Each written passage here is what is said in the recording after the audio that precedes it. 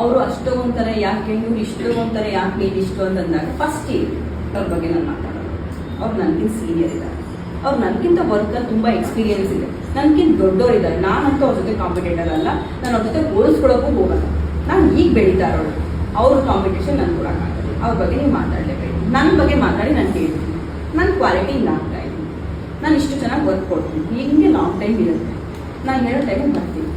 ಒಂದೇ ಮದುವೆಗೆ ಇಷ್ಟೊಂದು ಕಾಸ್ಟ್ ಜಾಸ್ತಿ ಆಗಿದೆ ಮ್ಯಾಮ್. ಒಂದೇ ಮದುವೆ ನೀವು ಬೆಳಿಗ್ಗೆ ಎಷ್ಟು ಗಂಟೆಗೆ ರೆಡಿ ಇರಬೇಕು, 6 ಗಂಟೆಗೆ ನಾನು ರೆಡಿ ಇರಬೇಕು. ನೀವು 6 ಗಂಟೆಗೆ ರೆಡಿ ಇರಬೇಕು ಅಂದರೆ 4 ಗಂಟೆಗೆಲ್ಲ ಬರಬೇಕು. ನಾನು 4 ಗಂಟೆಗೆಲ್ಲ ಬರಬೇಕು ಅಂದರೆ ನಾನು 3 ಗಂಟೆಗೆ ಎದ್ದು ರೆಡಿ ಆಗಬೇಕು ಅಲ್ವಮ್ಮ.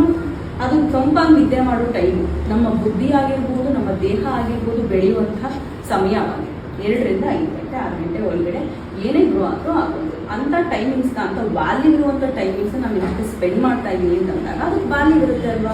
ನಾನು ಹಾಕೋ ಪ್ರಾಡಕ್ಟ್ಗೆ ವ್ಯಾಲ್ಯೂ ಅಂತಲ್ಲ, ನಾನು ಇವತ್ತು ಮಾಡ್ತೀನಲ್ಲ, ಸ್ಪೆಂಡ್ ಮಾಡ್ತೀನಿ, ಆ ಟೈಮ್ಗೆ ನೀವು ವ್ಯಾಲ್ಯೂ ಮಾಡಬೇಕು.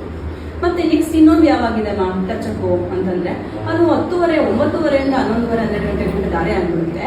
12 ಗಂಟೆಗೆ ಬರ್ತೀನಿ. ನಾನು ಬೆಳಗಿನ ಜಾವ 3 ಗಂಟೆಗೆ ಗೆದ್ದು ನಿಮ್ಮ ಜೊತೆ 1 ಗಂಟೆ ಮಧ್ಯಾಹ್ನ ಸ್ಪೆಂಡ್ ಮಾಡಬೇಕು ಅಂದರೆ ನಾವಿರುತ್ತೆ ಅಲ್ವಾ ಮ್ಯಾಮ್, ಎಕ್ಸ್ಪೆನ್ಸಿವ್ ಇದ್ದೇ ಇರುತ್ತೆ. ಸೊ ಹಾಗಾಗಿ ನಾನು ಪೇ ಮಾಡಿಸ್ಕೊಳ್ತಾ ಇದ್ದೀನಿ. ನನ್ನ ವ್ಯಾಲ್ಯೂಬಲ್ ಏನಿದೆ, ನನ್ನ ಸಮಯ ಇದೆ, ಆ ಸಮಯನ ನಿಮ್ಮ ಜೊತೆ ಸ್ಪೆಂಡ್ ಮಾಡೋದಕ್ಕೆ ನಾನು